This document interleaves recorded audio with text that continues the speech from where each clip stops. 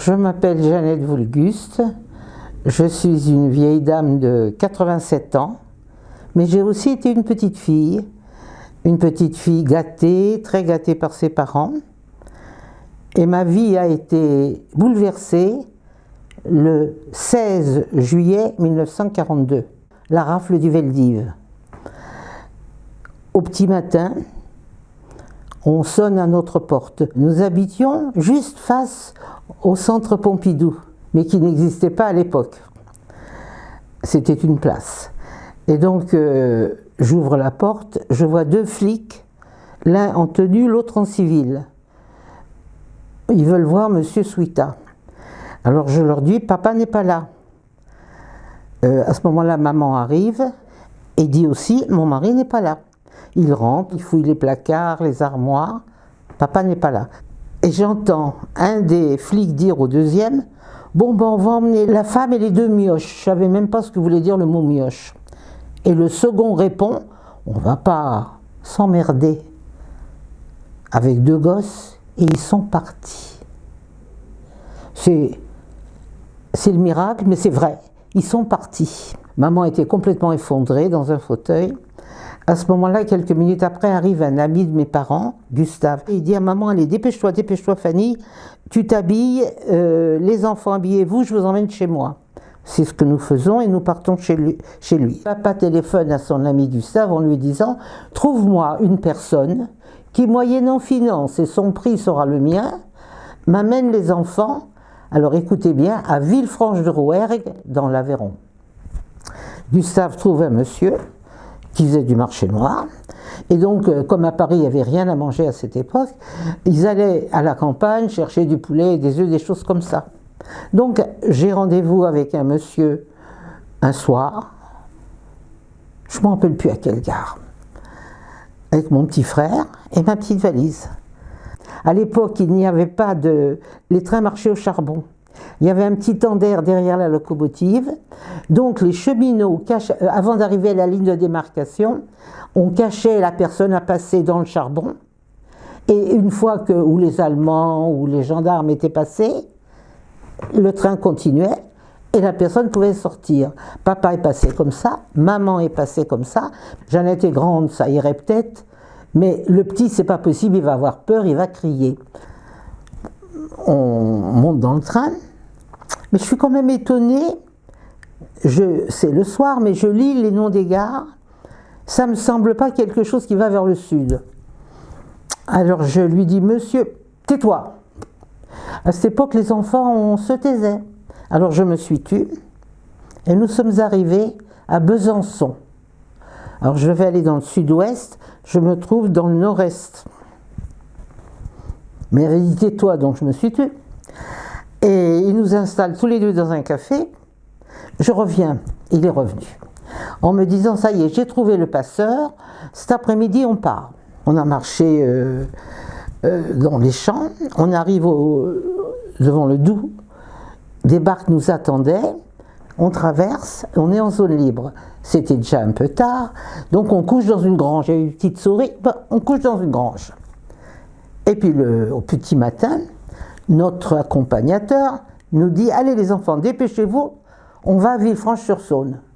Alors je le regarde et je lui dis, qu'est-ce que vous voulez qu'on aille faire à Villefranche-sur-Saône? Enfin, on a rendez-vous avec tes parents.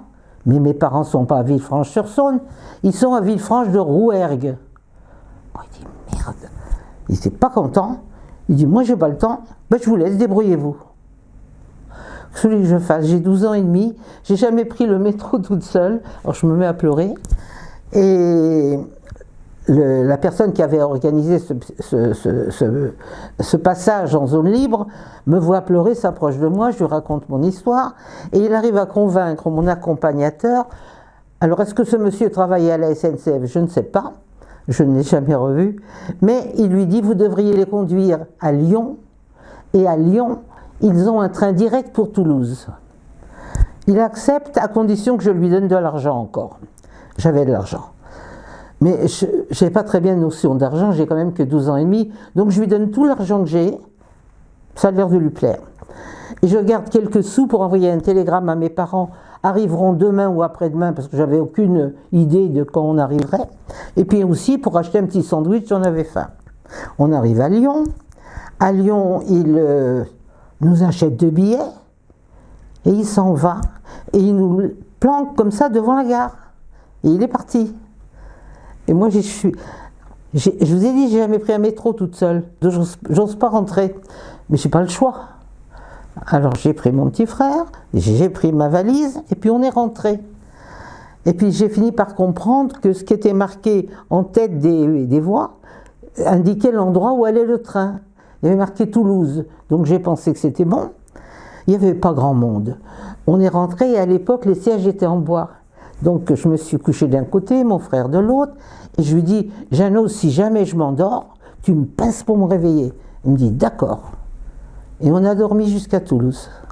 Le train n'allait pas plus loin, parce que s'il avait été plus loin, si on avait été en Espagne ou quelque chose comme ça, je serais sûrement pas là, parce que pas de papier, pas d'argent, rien du tout. Enfin bon, on descend à Toulouse, Jeannette, j'ai faim. Alors je lui ai acheté un petit sandwich, et puis j'ai demandé où il y avait un train. Là, il n'y avait pas de problème, c'était la matinée pour Villefranche-de-Rouergue. On a pris le train.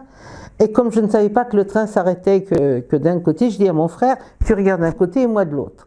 On est arrivé à Villefranche-de-Rouergue, les parents étaient sur le quai, ma mère complètement, elle voulait se jeter sous le train parce qu'on est arrivé plus tard que prévu. Bon, enfin, nous étions sauvés, les parents étaient là, il n'y avait plus de problème, les choses est rentrées dans l'ordre. Et puis, mon père avait loué une petite maison à Villeneuve-d'Aveyron, qui jouxte Villefranche. Moi j'ai été en pension, mon petit frère à l'école maternelle, les choses allaient à peu près bien, et puis le capitaine de gendarmerie est monté à la maison et a dit à maman, Madame Suita, demain je viens arrêter votre mari.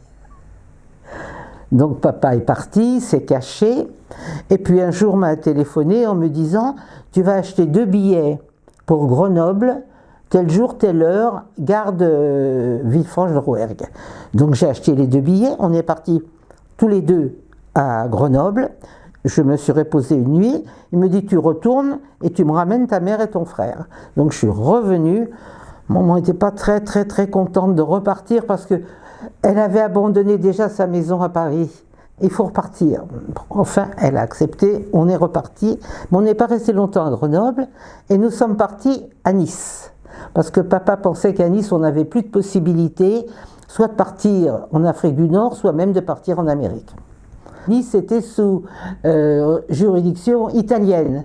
Hein, les Allemands ayant occupé une belle partie de la France, la partie sud, c'était le gouvernement de Pétain, et les Italiens se sont dit, pourquoi on ne prendrait pas un petit peu aussi? Donc tous les départements limitrophes de l'Italie ont été pris par les Italiens. Mais alors les Italiens refusaient les lois de Vichy, et nous étions absolument libres. Et puis ma maman, comme beaucoup de mères, trouvait que sa fille avait l'air un peu fatiguée, et elle m'emmène voir un médecin. Et ce médecin, c'est le docteur Odette Rosenstock. Et elle explique que bon, j'avais des petits problèmes respiratoires. Odette lui dit, voulez-vous que je l'envoie à la montagne? Maman lui dit non, tant que tout va bien, nous gardons nos enfants. Odette sort un petit papier, et sur ce papier, elle met une adresse. Elle la donne à maman, en lui disant, Madame Suita, mon compagnon et moi, nous venons d'organiser un réseau pour sauver les enfants. S'il se passe quelque chose de grave, et il va se passer quelque chose de grave, voilà où vous pourrez déposer vos enfants. Vous n'aurez jamais l'adresse de vos enfants. Donnez-leur 2 adresses où je peux, quand j'aurai le temps, de vous écrire pour vous donner de leurs nouvelles. Maman dit merci docteur, le met dans sa poche en se disant j'en aurai jamais besoin. Le 8 septembre 1943, les Italiens ayant signé l'armistice avec les Américains traversent la frontière, retournent en Italie. Le lendemain, les Allemands sont à Nice et dans tous les départements occupés par les Italiens et les rafles commencent. Et c'est vraiment l'horreur absolue. J'ai 13 ans et demi et vraiment je m'en souviens parce que, comment vous dire, ils bloquaient une rue et ils faisaient descendre les gens. C'était l'horreur. Et dans les rues, les miliciens aidait les Allemands et les miliciens comprenaient le français. Et donc, où vous passiez, vous risquiez de vous faire arrêter. Donc ça a duré quelques jours. Et puis, papa a fini par obtenir de maman qu'il fallait au moins sauver les enfants. Et un soir, je pense que c'était vers le 12-15 mai, ils nous ont déposés dans cette fameuse adresse que le docteur Rosenstock avait donnée à maman. Et le plus étonnant, je n'ai pas dit un mot. Je n'ai pas pleuré, je n'ai pas... rien. J'ai dit au revoir maman, au revoir papa, c'est tout. Mon petit frère, il a dit au revoir aussi, il ne comprenait pas ce qui arrivait. Le petit, il avait 7 ans et demi, il s'était accroché à ma main, mais il ne comprenait pas ce qui se passait. Et puis, le lendemain matin, est arrivé un monsieur très brun, très chaleureux, très souriant. C'était Moussa Abadi.